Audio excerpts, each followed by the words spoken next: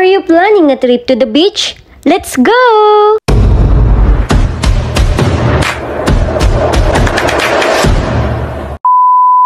Hi mga B!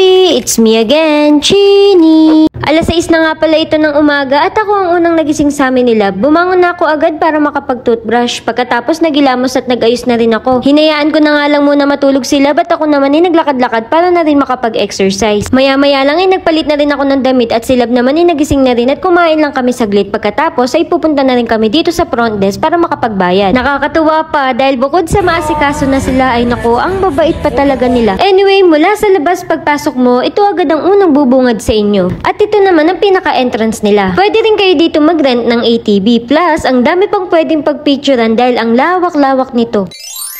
Kaya naman kung naghahanap ka o may plano kayong mag-beach kasama ang pamilya, kaibigan, ay nako, isama mo na ito sa mga plano ninyo. May mga kubo din dito, kaya kung gusto nyong mag-book, ito po ang kanilang page. Habang nagbibideo nga sila, binagduyan muna ako dito. Guys, nakaka-relax talaga at ang lamig ng simoy ng hangin.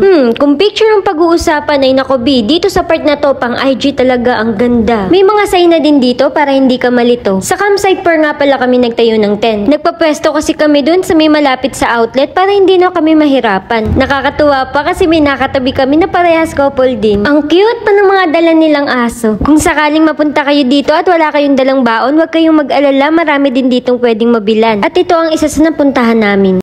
Heto, at pwede din kayo mag-volleyball together with your friends. At napansin ko nga may mga pine tree din dito, lakas makatagaytay effect. Ang dami ding kubo at pwede rin kayo mag-hangout habang nakikinig sa hampas ng alon. For me, dito yung pinaka-perfect spot dahil matatanong mo talaga lahat. Plus, they have a lifeguard to protect the guests but we have important information. No plug visible at the beach, no lifeguard on duty. Pwede ka lang mag-swimming between red and yellow flag. Kung surfing naman ang pag-uusapan ay nako B, ito na. I-message nyo lang sila if ever na gusto nyo pang ma-level up ang pagsasurfing ninyo. Kung hindi nga ako nagkakamali ay 10:30 AM na nga ito at sobrang init. But anyway, ganyan ang mga gustong-gusto ko dahil once na masinaga ng araw ay nako, ang ganda talaga sa picture. Kasi pansin ko mas nakakaputi kaya lang tiis ganda. B, napakagandang pagmasdan ng dagat tapos kasama mo pa yung partner mo. Best moment ever talaga. Mapapasabi ka na lang talaga na saltwater heals everything. Hindi ko na nga pinalampas at kumuha na ako ng mga shots.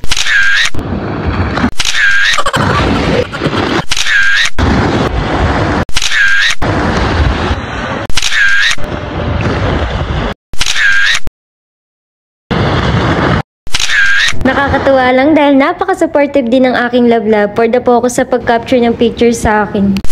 Anyways, yun lang naman. Salamat sa panonood. Bye!